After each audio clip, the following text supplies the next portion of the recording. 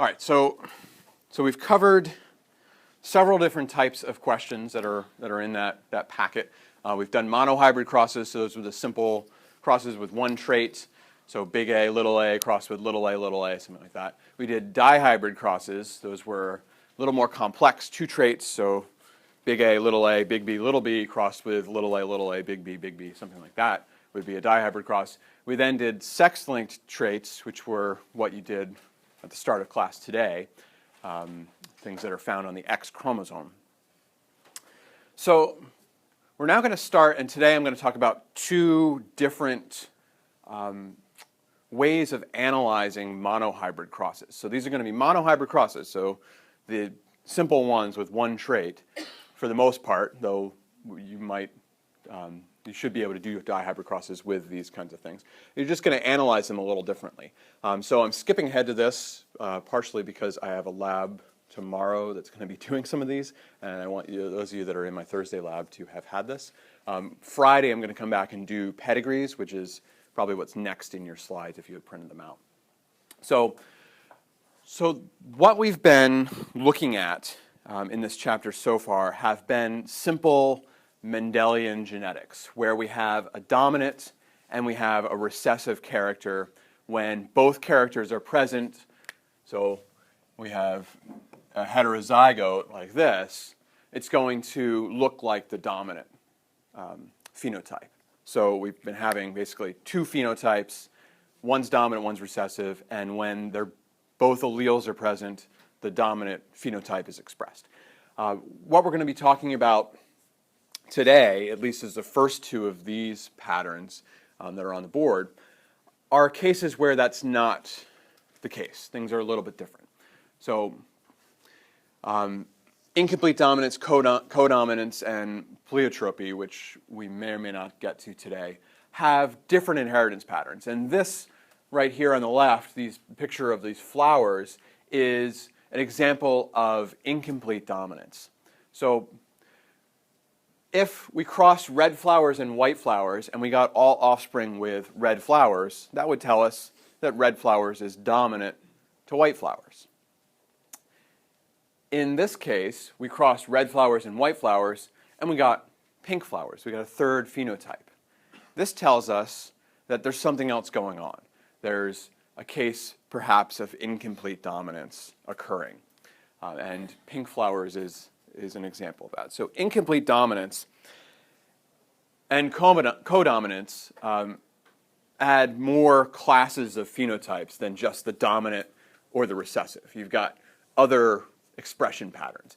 Incomplete dominance, the heterozygote is going to have a phenotype that is intermediate between the other two phenotypes, so the two homozygous phenotypes. So you can be homozygous for red, you can be homozygous for white.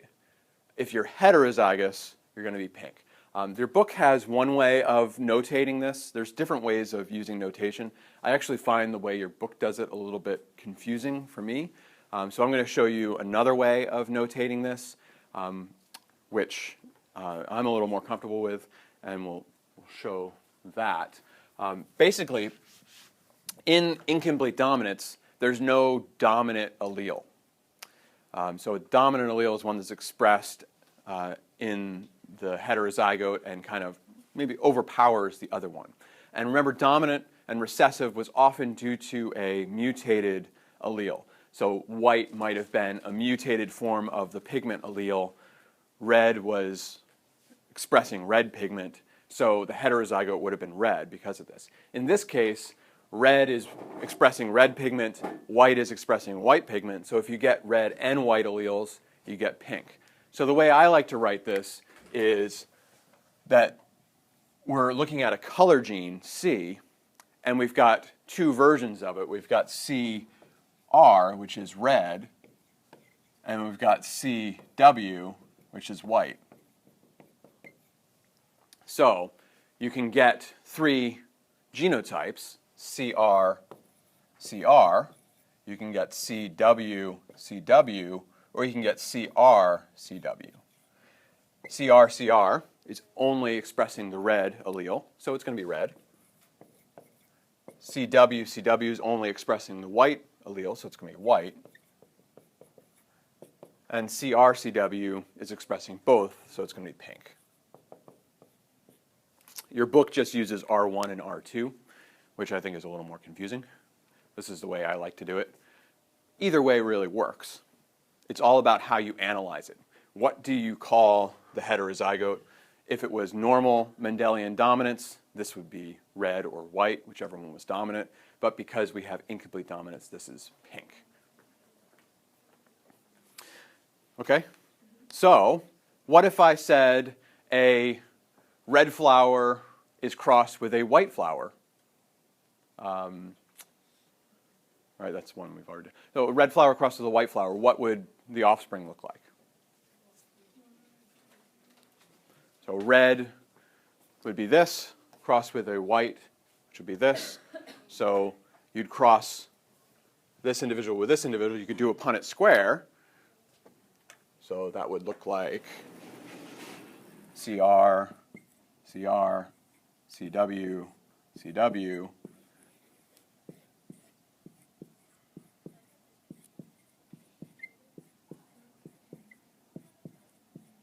And what are the offspring? They're all going to be pink. What if I crossed a pink with a red flower? So I crossed CR, CW, CR, CR.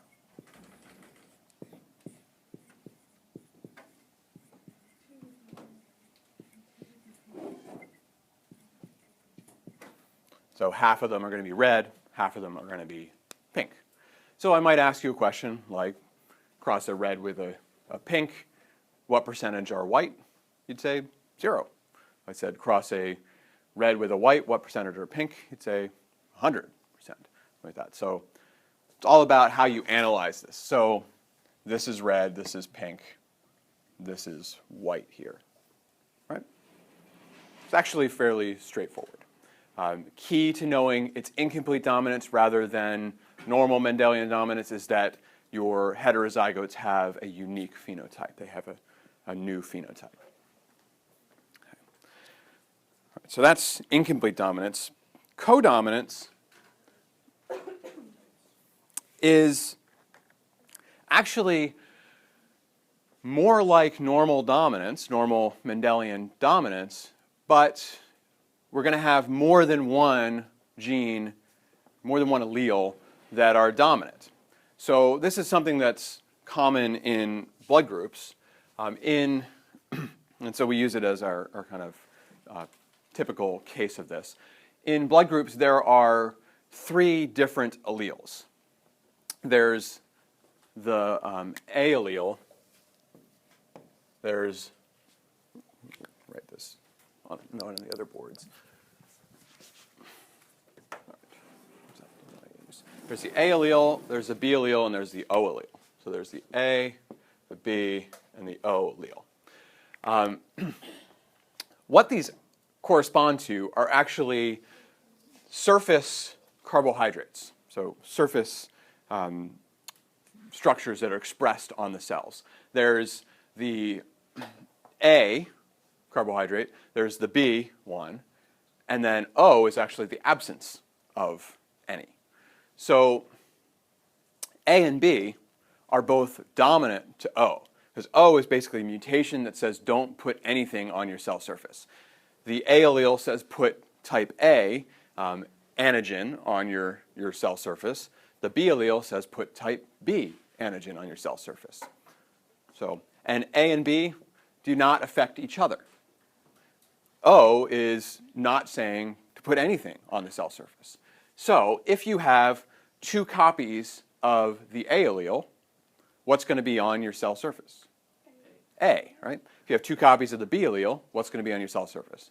B. And if you have 2 copies of the mutated O allele, what's on your cell surface?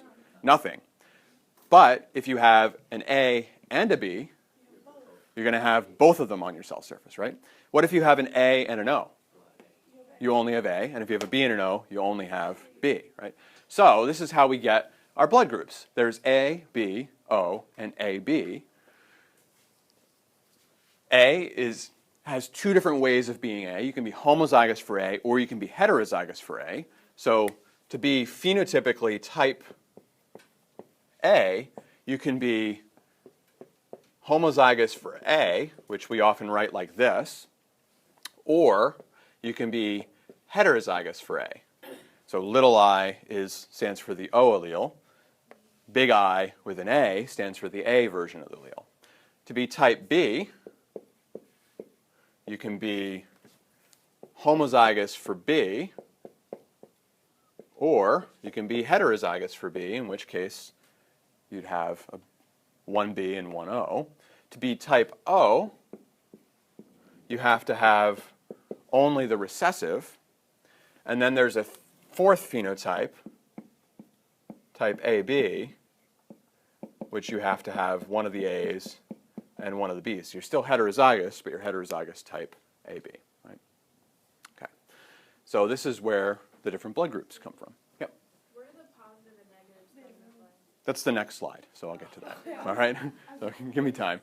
Rare blood type A too, right? Yeah, I think AB is probably a little more rare. Type O is pretty common. It's recessive, but it's actually very, very common. It's about O positive is like 36% of the population. And I think it's either type A or type B are also common as well.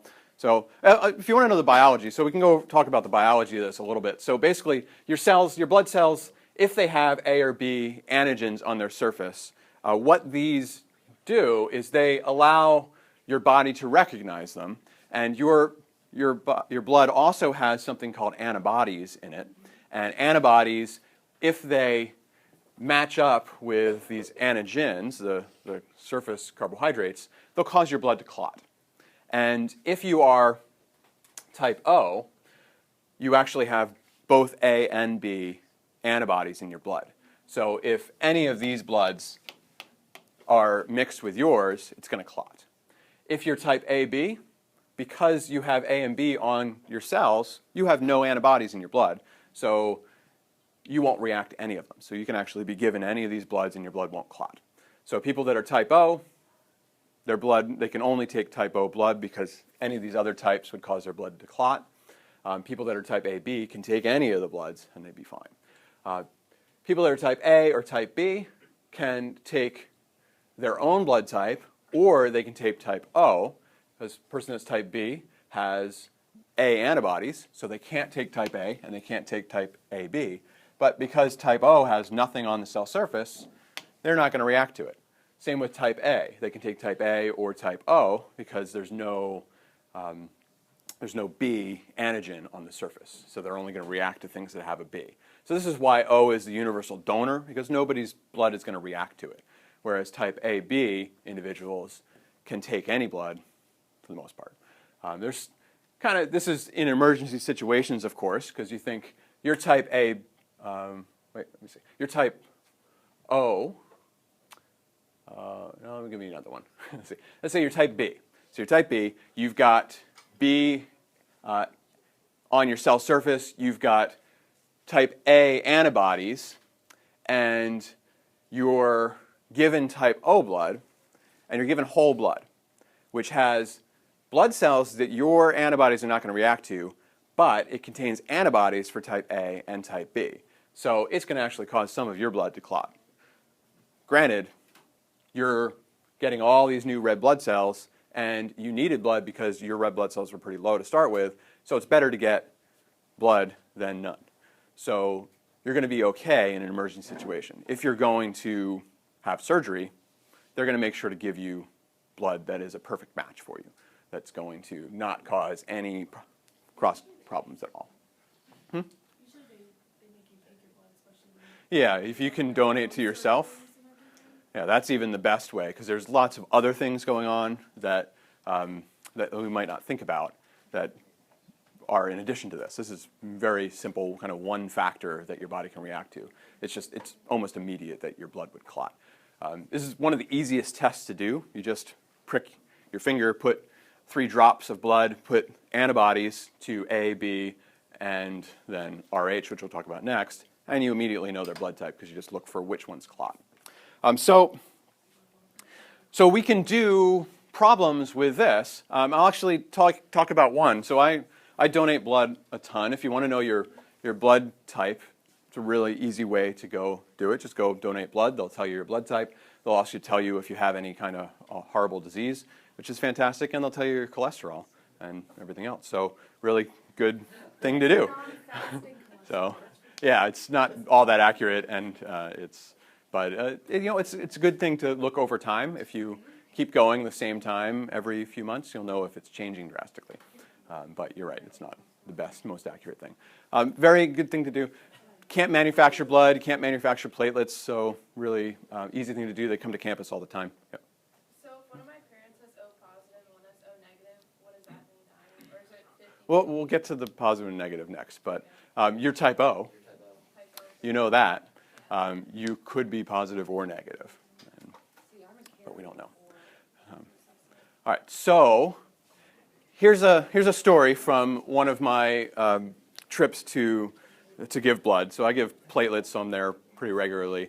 And I was sitting in the waiting room in donor center near the hospital, and a woman comes in, and she was going to give blood for her son's surgery. So you can do that. You can have directed donations. You can give blood for somebody else's surgery.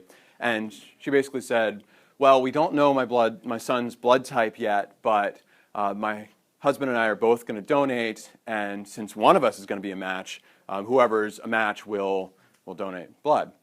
So she was type O, and her husband was type AB. And so then I, of course, being the biology professor, butt in and say, well, neither of you is going to be a match for your son. And she said, no, one of us has to be a match for him because he's our son. And I said, well, no. And I get out a piece of paper and I do a Punnett square and show them. And she still didn't believe me. But was I right? All right. So she is type O. So her genotype is little I, right? He's type AB. So he's AB. You do that Punnett square. Yeah, of course. Well, it's pretty typical. So, yeah. I said, really? I'm a professor. I know this stuff. Trust me, I'm a doctor. So, all right. So, what could her son have been? He could be type A or be type B, but could not be AB or O. And really, that's the perfect case where you're not going to have any possibility of your offspring having the same blood type as you. Anybody know their parents' blood types? We can see if you're actually their kid. My dad's What? A positive, my mom's O. I don't know. Okay. Well, we won't worry about the positive and negative yet because we haven't gotten to that. So your mother is type O. Okay. Type O. And your dad is type A. So could be that, or could be that, right? Do you have siblings? Yes. All right. So do you know your blood type? Well, I'm A positive. Do you know any of your siblings' blood types? No. All right. Sorry. Unfortunately. So we're not going to know what your dad is. Be O then. All right. If you have a sibling, so why would I know her dad's blood type only if one of the siblings was type O? Yeah. Because if she had a sibling that's type O, then he would have to have the recessive. All right. Yeah. So if her dad was type A, all the kids would be type A, right? But if the dad was type A heterozygous, there'd be a 50% chance of being type A, and there'd be a 50% chance of being type O. So if you have siblings that are type O, you'd know that this was the case. If you had lots of siblings and they were all type A, we would probably guess this, right? But if you had any siblings that were type AB, then we'd know that they were adopted, right? Because they definitely wouldn't have your mother as their parent. Yeah. So, well, even if they had a different father, they couldn't be that. If they were type B, they would be a different father, perhaps. But if they were type AB, could your mother have a type AB child? No. Wait, your mother's type O. Your siblings all have the same blood type? Not necessarily. So here, her siblings could be type A, which is the same blood type as her, or they could be type O. Let's say your parents were both type. Let's say one of your parents was A, yeah, and one was heterozygous for B. Then your siblings could be anything, really. So if we did that, so if I did type A crossed with heterozygous type B, I would have. They could be type AB, type B, type A, or type O. So really that would lead to any possible offspring, right? Yeah, so this gives you the most possible offspring. All right, so I want to do I'll tell you about RH factor, and then I want to do a problem out of the packet. So RH factor is actually very simple. It's just another gene. So there's another gene that codes for something called an RH factor, which is RH antigens. So you can either have the surface antigens and be Rh positive, you can have no surface antigens and be Rh negative. Rh factor is standard Mendelian genetics. Rh positive is dominant to Rh negative.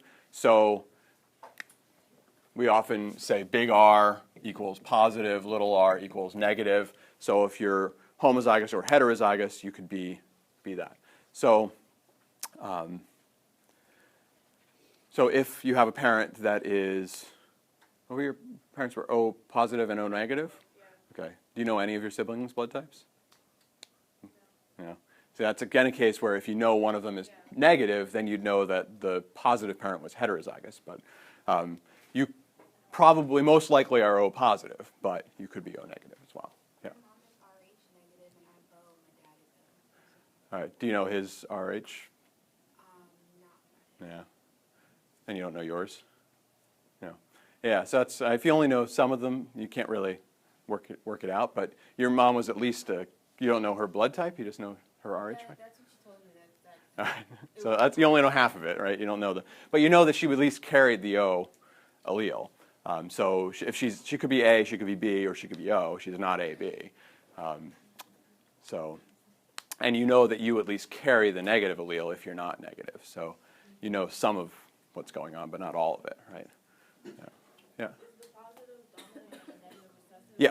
Yeah. Positive is dominant to negative. So to be positive, you can be big R, or big R, little r. And to be negative, you have to be little r, little r. Right? So it's just a standard dominant recessive trait, whereas the blood group is a little more complex because you have two dominants. So if someone is O negative, you know their genotype is little I, little r, little r. So it'd be two traits.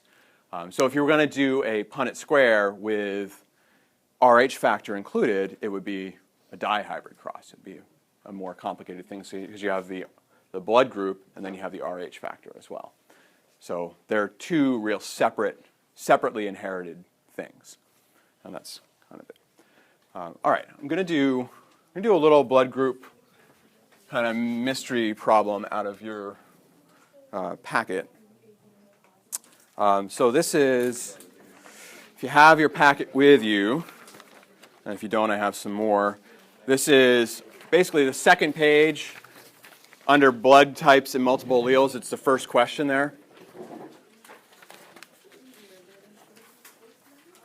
So this problem says, so in a maternity ward, yeah, grab one if you want another one. In a maternity ward, there are 4 babies, and they all get mixed up. So every parent's absolute nightmare. And apparently this hospital does not have genetic testing, so they can only do blood group testing. And miracle of all miracles, every single baby has a different blood type. Jane is O, John is A, Christopher is B, and Robin is AB.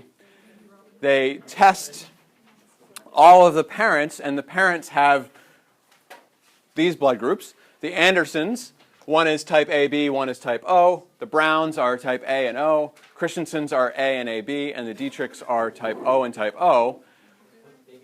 And you should be able to figure out who baby is whose. So go ahead and figure that out, and then I have some clicker questions to find out if you figured them out.